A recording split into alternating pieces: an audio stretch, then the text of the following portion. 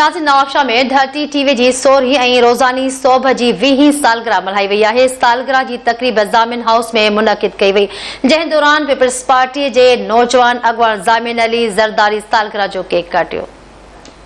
धरती टीवी जी 16वीं सालगिरह नवाबशाह जे ज़ामिन हाउस में सियासी, समाजी ऐं धरती टीवी शहीद बेनज़ीराबाद जे नुमाइंदनि पारां केक काटे मल्हाई वई।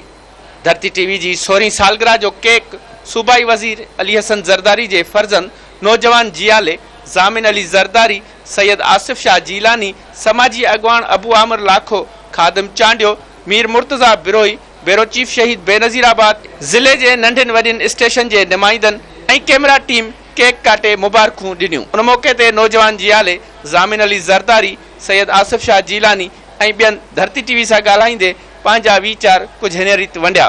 अॼु धरती टीवी जी 16वीं सालगिरह आहे।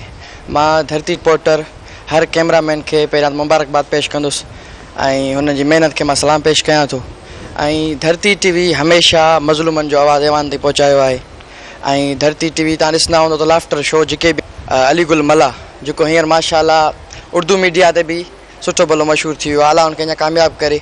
ऐं तव्हां सभिनी खे मुबारकूं, सभिनी भाइरनि खे जेके बि आहिनि, साईं आसिफ शाह आहे, अबू आमिर आहे, मीर मुर्तज़ा आहे, जेके बि भाउ आहिनि सभिनी खे मुबारकबाद पेश कयां थो। मां बहितरीनु हिकिड़ो चैनल आहे ऐं सभिनी दोस्तनि खे जेके बि धरती टीवी मीडिया सां वाॻियल आहिनि, 16वीं एनिवर्सरी जेकी आहे अॼु ज़ामिन हाउस नवाबशाह में ज़ामिन हुसैन ज़रदारी साहिब जन जी अॻवाणी में ही केक काटियो वियो आहे। ऐं सभिनी खे ज़ामिन हुसैन ज़रदारी साहिब खे, ॿियनि दोस्तनि खे, तव्हां जेके टीवी जा जेके एंकर पर्सन आहिनि या रिपोर्टर आहिनि, कैमरामैन्स आहिनि, जेकी पूरी टीम आहे, तव्हांखे सभिनी खे आउं मुबारकबाद पेश कयां थो।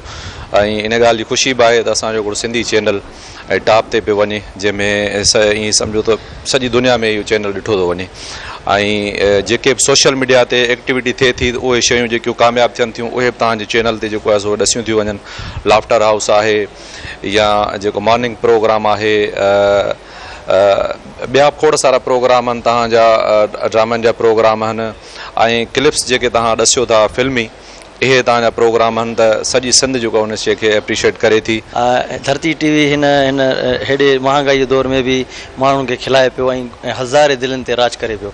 ऐं अल्हम्दुलिल्लाह जेके धरती टीवी जा मालिकान आहिनि, हाजी अली हसन ज़रदारी साहिबु आहे, ज़ामिन ज़रदारी साहिबु आहे, हुनजी जेकी टीम आहे ऐं स्टाफ आहे त उहो कोऑपरेटिव आहे अल्हम्दुलिल्लाह। ऐं उमेदु आहे त स्टाफ अञा बि घणी महिनत कंदो, अञा बि घणी स्ट्रगल कंदो, ताकी धरती टीवी इंटरनेशनल ऐं नेशनल इंटरनेशनल बाक़ाइदे बैन अल-अक़वामी तरीक़े सां नालो ठाहींदो। बिल्कुलु नाज़रीन, धरती टीवी जी 16वीं सालगिरह अॼु नवाबशाह जे ज़ामिन हाउस में सूबाई वज़ीर हाजी अली हसन ज़रदारी जे फर्जंद केक कटे ही सालगिरह मल्हाई आहे। ऐं तव्हांखे ॿुधायूं त हिन सालगिरह में, हिन एनिवर्सरी में ज़ामिन हाउस ते न सिर्फ़ु धरती टीवी जा नुमाइंदा पर हितां जूं मोज़िज़ शख़्सियतूं, हितां जा नोटेबल्स पिणु मौजूदु हुया।